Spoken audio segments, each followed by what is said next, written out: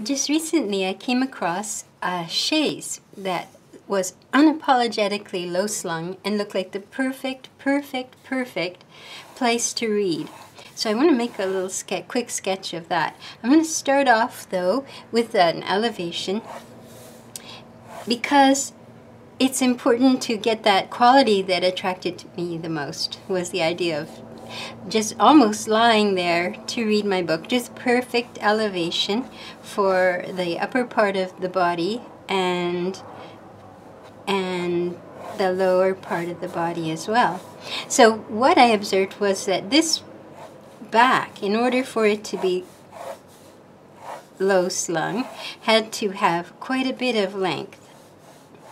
And the whole height of the chair was actually quite low. Now, this is discovery. So I'm expecting to redraw over all of this for nothing to be perfect. In fact, the whole sketch, nothing's going to be perfect. If you wait until you're perfect, you'll never get anything done. So you have to be happy with where you are. Not happy maybe, but content with where you are at this moment in your drawing abilities. And know that, just enjoy it. Enjoy what you're doing. You have to have a reason to care about what you're doing. And my reason to care about it is my dream of, it's leather too, so this, my dream of maybe someday having one of these of my own that I could read in would be great. There's this curious little bar right here. Now it's chrome and leather, so this was like this, and the back was low slung, and it had the chrome, and then all of the pieces of leather were attached to this piece of chrome. And then it was lovely and thick, and it was this way. It had, I may be making these too big, but this is discovery. Remember, this is discovery, so we're just getting it on. And I think this is too high, so because I love that about it too. It was kind of, oh, just so lazy looking. And then the chair itself looked lazy. And this, so I don't think I want to go up any higher than that. And this part was lower than that. I do recall that. That was a little bit lower. Now, we're doing this, as you'll notice, in a box because we're going to draw a box and fit this in it. So then there was a little coffee table, circular, but in elevation, of course, it's just flat, but there was a little coffee table sitting just in front like this.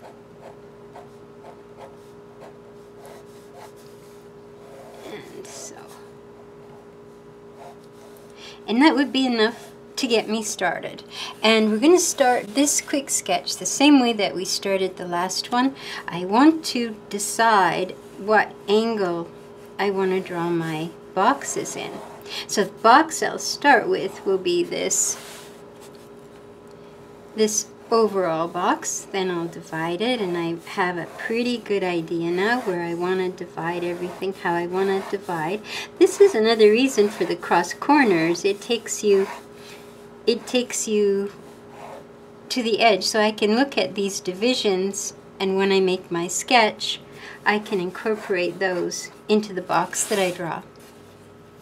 That's a little low for my eye level. I'm not going to go too much above the horizon. So you'll recall that these can get a little bit wild and woolly, but that's okay. They're just the guidelines for our box. And the reason that we do this, you'll recall, the reason that we do this is so that eventually you don't have to, that you will know what angle the line should take intuitively. It'll just be part of your physical knowing. Your hand and eye know what to do, and also your brain will catch on too.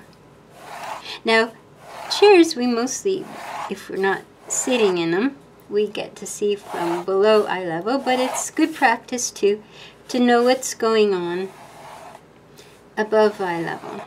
And I always tend to speed, but there's no reason to speed through this. You'll get curved lines if you go too fast, so there's a reason actually to not go too fast. So I'm looking, I want to make this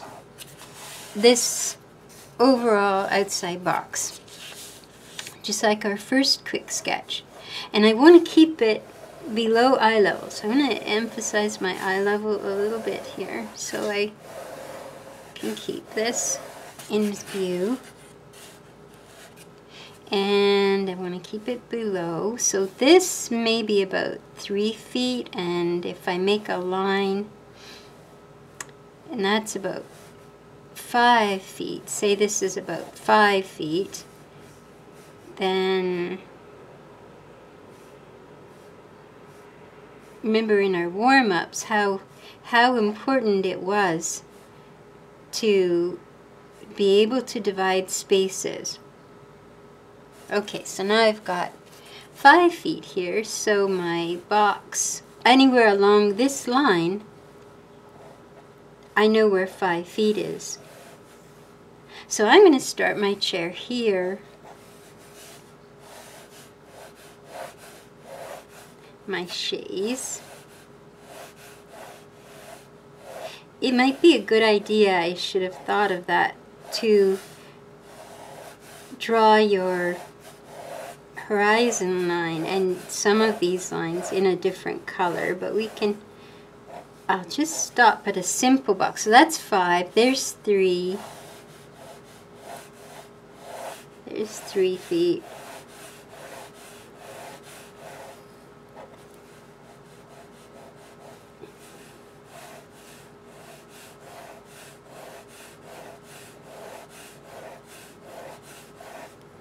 And the chaise is long, so I'll look at my sketch again and see how long it is. That's why it made it look so lazy, was it the length of it. So we'll say it's about this long. And this is the whole chair, remember, the back included.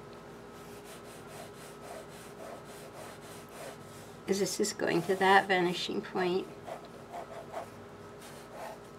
Okay, so we drop down 5 feet. We're taking 1, 2, 3 feet because the back is possibly 3 feet. No more than that for sure. Because something like a wingback chair, that might be, but 48 inches. But this is maybe no more than 36.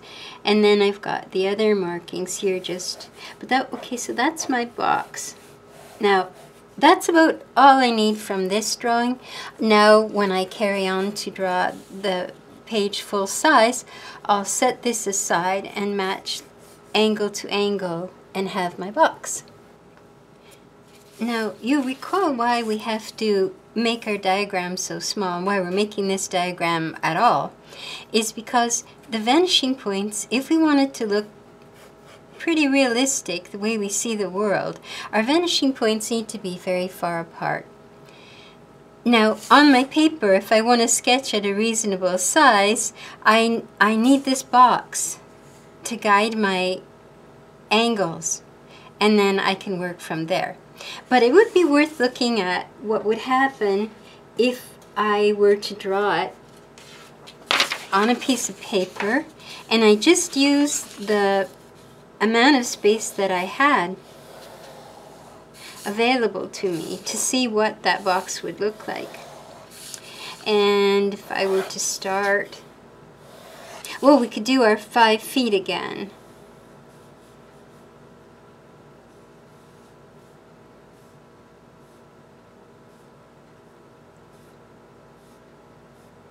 So you see, when you make that 5 feet, your first guess is going to be wrong. So you just have to keep going till you get it. And it takes time. So okay, so now we'll take our 3 here. 3 feet. There's our 3 feet. We'll take our 3 feet back here. And so that's the height at the back. That's this back here. And this will be pretty much the limit of the size I could make it, but you'll see when we draw the other, we can make that quite large. Sorry, I'm a little cramped for space here, so hope you can forgive me. It's going to look a little weird, but... And sometimes this is the look that you want. You want this urgent, rushing out of the picture almost look. So it's good to practice all kinds of different eye levels and placements for your vanishing points. Okay, so this box looks like this, and that's about as big as we could get it on this page. And this box looks like this, so it's much more relaxed. I think I kind of like this box better, so maybe we'll go with that for our larger drawing, and we'll keep it handy. So, but now I can make my whole chaise as big as I like on here. And remember, this is just our first pass, so I want to leave room for my coffee table. So what I'm drawing here are these lines. I want to say, how much room do I want this to take up on my paper? This is a mistake, but that will be covered up, so don't worry about that just now. And I want to have room for my little coffee table, so I'm going to start this back here. And now I'm looking now to see how much space I need for these two. This, by the way, is some of the best practice you'll ever get at looking at proportion and scale, which is crucial for you. So, okay, now I'm thinking that this outermost line, this line, I want to keep it maybe around here, and then I'll have to go back to my elevation for the rest of the information, but let's try this. Now that's our angle, that's our first angle that we're looking for. Oh my gosh, this doesn't seem much bigger than that. Let's see if we can go a little bigger.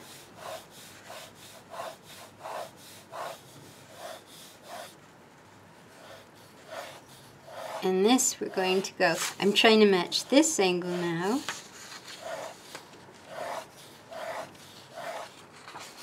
And there's this angle, so it's crucial to get these two angles correct, as they're going to determine the whole rest of our drawing. Now, and then this back angle. So we're drawing through. Remember, drawing through is the way that we do everything. So that we have, and now you stop. And you stop and you ask, is this more distant view of the chair? Does it appear smaller than the part that's closer to me? And it does. And this, do they have any chance of meeting way off the page? And they would. And do these two, would they eventually meet? So I'm going to angle this a little more just to ensure that these two would meet. So, okay, so that's the end of our, that's the height now of our chair that we want to get up here. And that's it there. So now, what does that look like? Well, it's not as angled as that. So that's my first clue. So I'll make it look a bit like this. This is such excellent. This in and of itself, just matching these angles, that's the key to all drawing. And in fact, what we're actually doing is drawing from observation, which normally people think of as you set a little still life up, you know, put out your keys and your cell phone and you draw what you see. But in fact, this is doing double duty. It's doing both those things. We're drawing from imagination, and we're also drawing from observation. We're observing this. So we're observing these angles. So I've got this here like that.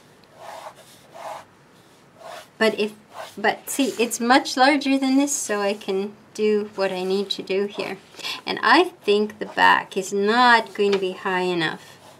So I'm going to bring it up a little bit more. Okay, so now you examine your box. I deviated so much from my first part, but that doesn't really matter. This is all discovery. Until you settle on a box, this is all discovery.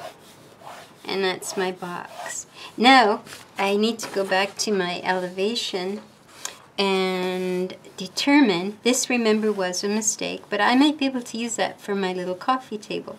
So let's set out we didn't do our coffee table here. Let's do it on here.